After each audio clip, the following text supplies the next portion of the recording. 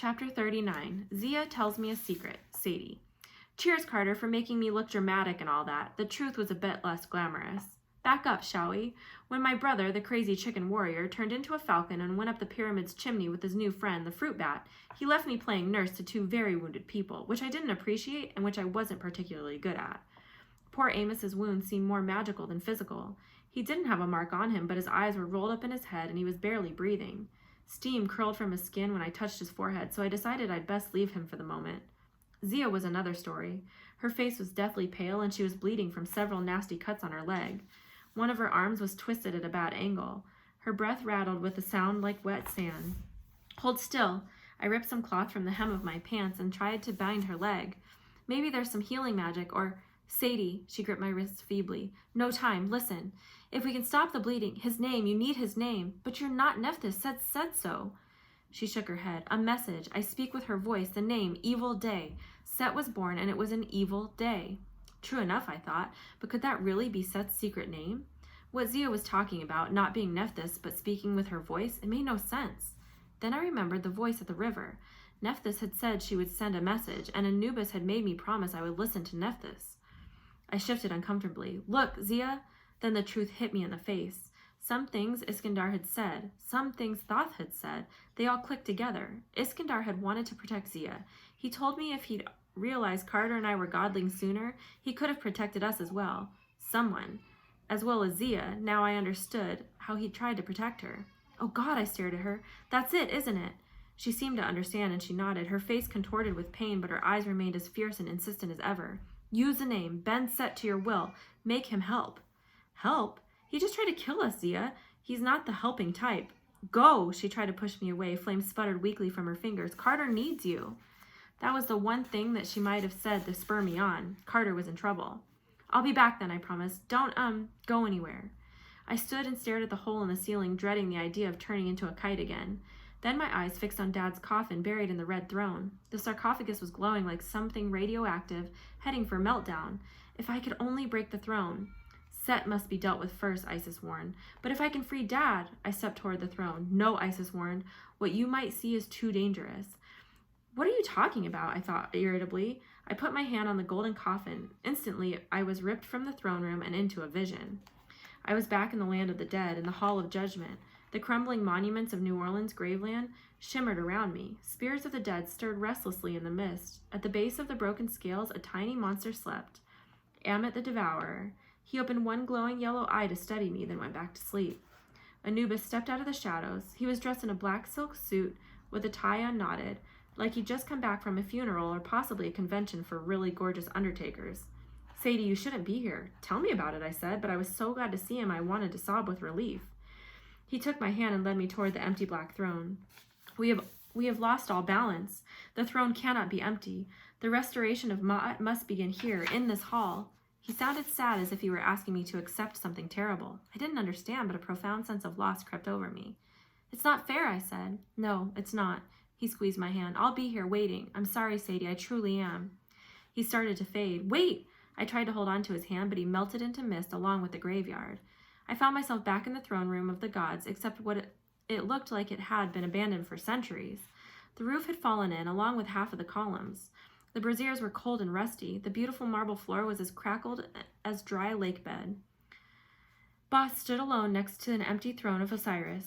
She gave a mischievous smile, but seeing her again was almost too painful to bear. Oh, don't be sad, she chided. Cats don't do regret. But aren't you dead? That all depends, she gestured around her. The Duat is in turmoil. The gods have gone too long without a king. If Set doesn't take over, someone else must. The enemy is coming. Don't let me die in vain. But will you come back, I asked, my voice breaking. Please, I never even got to say goodbye to you. I can't. Good luck, Sadie. Keep your claws sharp. Boss vanished and the scenery changed again. I stood in the Hall of Ages in the first gnome, another empty throne, and Iskandar sat at its feet, waiting for a pharaoh who hadn't existed for 2,000 years. A leader, my dear, he said. Ma'at demands a leader. It's too much, I said. Too many thrones. You can't expect Carter. Not alone, Iskandar agreed, but this is your family's burden. You started the process. The Cains alone will heal us or destroy us. I don't know what you mean. Iskandar opened his hand, and in a flash of light, the scene changed one more time. I was back at the Thames. I must have been I must have been the dead of the night, 3 o'clock in the morning, because the embankment was empty. Mist obscured the lights of the city, and the air was wintry. 2 people, a man and a woman, stood bundled against the cold, holding hands in front of Cleopatra's Needle. At first I thought they were a random couple on a date. Then, with a shock, I realized I was looking at my parents. My dad lifted his face and scowled at the obelisk. In the dim glow of the street lamps, his features looked like chiseled marble, like the pharaoh statues he'd loved to study. He did have the face of a king, I thought, proud and handsome. You sure? He asked my mother. Absolutely sure. Mom brushed her blonde hair out of her face. She was even more beautiful than her pictures, but she looked worried, eyebrows furrowed, lips pressed together. Like me when I was upset, when I looked in the mirror and tried to convince myself things weren't so bad. I wanted to call to her to let her know I was there, but my voice wouldn't work. She told me this is where it begins, my mother said. She pulled the black coat around her, and I caught a glimpse of her necklace, the amulet of Isis, my amulet. I stared at it stunned, but then she pulled her collar closed and the amulet disappeared. If we want to defeat the enemy, we must start with the obelisk. We must find out the truth. My father frowned uneasily. He'd drawn a protective circle around them, blue chalk lines on the pavement. When he touched the base of the obelisk, the circle began to glow. I don't like it, he said. Won't you call on her help? No, my mother insisted. I know my limits, Julius. If I tried it again... My heart skipped a beat. Iskandar's words came back to me. She saw things that made her seek advice from unconventional places. I recognized the look in my mother's eye, and I knew. My mother had communed with Isis. Why didn't you tell me? I wanted to scream. My father summoned his staff and wand. Ruby, if we fail... We can't fail, she insisted. The world depends on it. They kissed one last time, as if they sensed they were saying goodbye. Then they raised their staffs and wands and began to chant. Cleopatra's Needle glowed with power. I yanked my hand away from the sarcophagus, my eyes stung with tears. You knew my mother, I shouted at Isis. You encouraged her to open that obelisk. You got her killed. I waited for her to answer. Instead, a ghostly image appeared in front of me, a projection of my father shimmering in the light of the golden coffin. Sadie, he smiled. His voice sounded tinny and hollow, the way it used to on the phone when he called me from far away, from Egypt or Australia or God knows where.